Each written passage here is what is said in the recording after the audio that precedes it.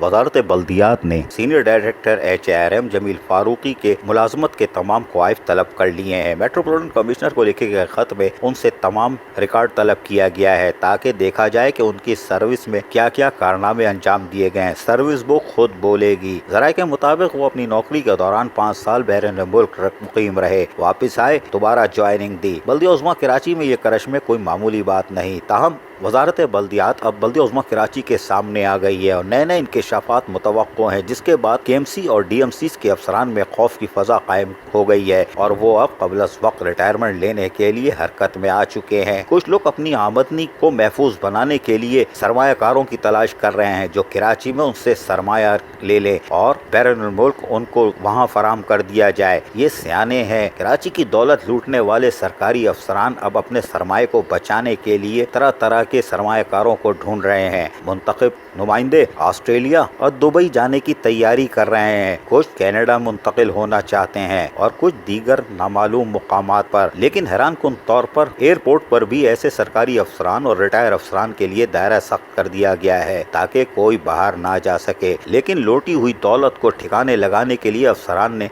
कोशिशें शुरू कर दी हैं और क़ब्ल वक्त रिटायरमेंट लेके अपने आप को महफूज बनाना चाहते हैं। ये है बल्दियाती समुद्री जहाज जिसमें सुराख हो गया, चूहे कूदना शुरू हो चुके हैं। लेकिन एहतसाबी इदारे भी यकीनन इनकी तरफ देख रहे होंगे। कौन कौन लूटी हुई दौलत किस तरह बैरून मुल्क मुंतकिल करने की तैयारी कर रहा है, कौन ऑस्ट्रेलिया, कौन दुबई, कौन कनाडा जाने के चक्कर में है। लेकिन बल्दियाती जहाज में सुराख हो चुका है और चूहे समंदर में कूदना शुरू हो चुके हैं। अजीज आरिफ, KBS बल्दियाती न्यूज़, कराची।